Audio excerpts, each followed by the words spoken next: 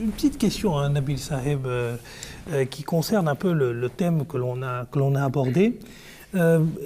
Vous, parce que vous êtes un jeune missionnaire, justement, vous sortez tout fraîchement de l'Institut théologique.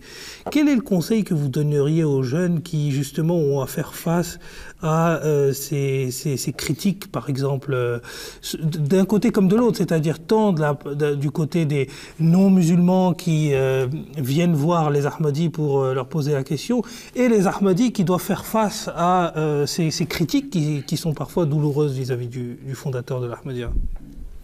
Tout d'abord, j'aimerais dire par rapport aux personnes qui essayent de faire des recherches pour savoir si la Jamaat est une Jamaat qui est vraie, etc.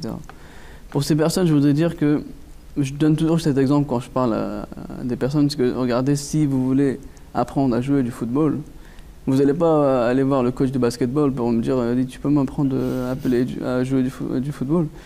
Donc pareillement, si vous voulez apprendre à propos de l'Ahmadiyya, si vous voulez parler à propos du Messie premier, de Hadam Mirza Ghulam Ahmad, on vous invite à discuter. On est prêt à discuter, on est ouvert. On va pas essayer de vous forcer à nous croire. Ce que l'on fait, on va vous présenter les écrits du Messie premier et vraiment ce qu'il en est. Maintenant, plusieurs fois, à travers la discussion, on va parler.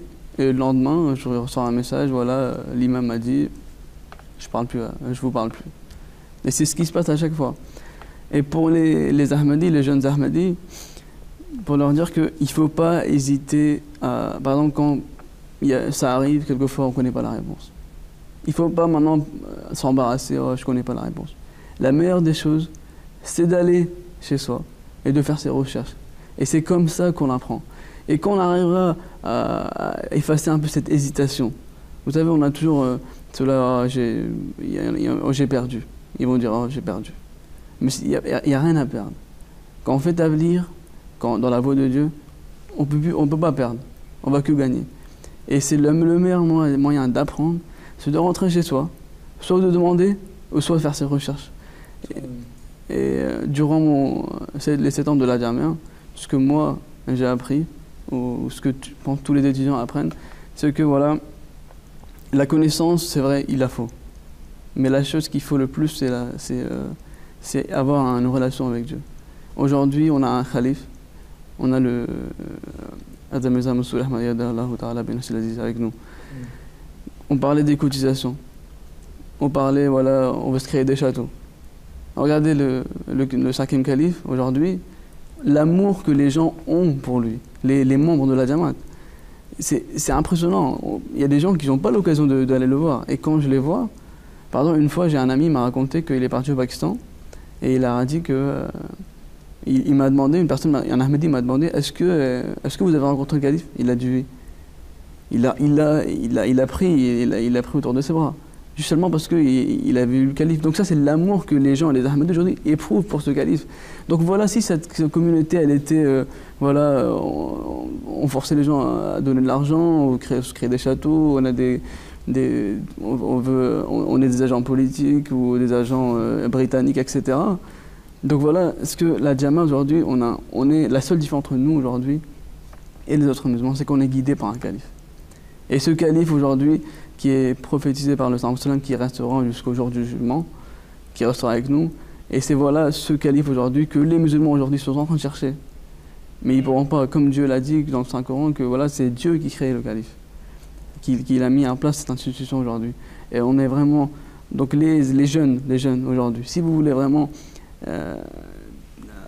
propager ce message de l'islam, écrivez au calife. C'est vraiment les prières que vous pouvez, ces prières, les prières du calife, si elles sont exaucées, toute votre vie, elle est... Bon.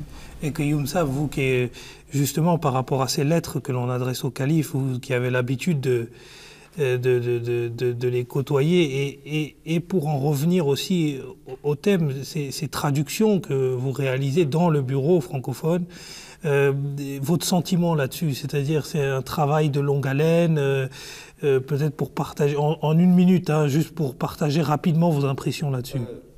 la communauté musulmane Ahmadiyya, comme l'histoire de la communauté Ahmadiyya, depuis les 100 dernières années, la communauté Ahmadiyya a passé par différentes phases très difficiles, mais nous avons vu que c'est une communauté qui ne cesse de progresser pour atteindre son but, en dépit des grandes difficultés, des grands défis, des grandes épreuves par lesquelles est passée la communauté, tous ces Ahmadis qui ont perdu leur vie dans différents attentats. La communauté ne cesse de progresser et progressera. Donc c'est un signe de la véracité de la communauté Ahmadiyya. Eh bien, tous ces Ahmadis qui écrivent au calife, ils voient des bénédictions dans leur vie, ils voient comment leur vie change grâce aux prières du calife. Il y a des gens, par exemple, je me souviens d'une dame peut-être du Bénin qui a écrit, qui n'est pas un musulman, qui a dit que voilà, les médecins m'ont condamné, ont dit que voilà, je n'aurai pas d'enfant. Et ben, une personne, un Ahmadi, m'a dit de vous écrire, peut-être que je serai bénite, j'aurai d'enfants, ben, je vous écris, priez pour moi.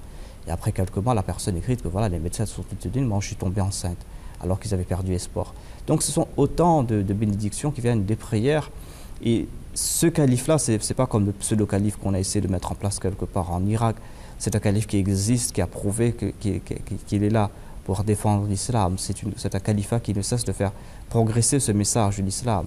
Et nous voyons comment tous les vendredis, sa sainteté le calife aussi défend l'islam et présente l'islam véritable aux autres, et comment ces paroles, ces propos ont de l'effet sur les Ahmadis. Ceux qui l'écoutent, ils apportent des changements en eux. Le calife, il est là pour...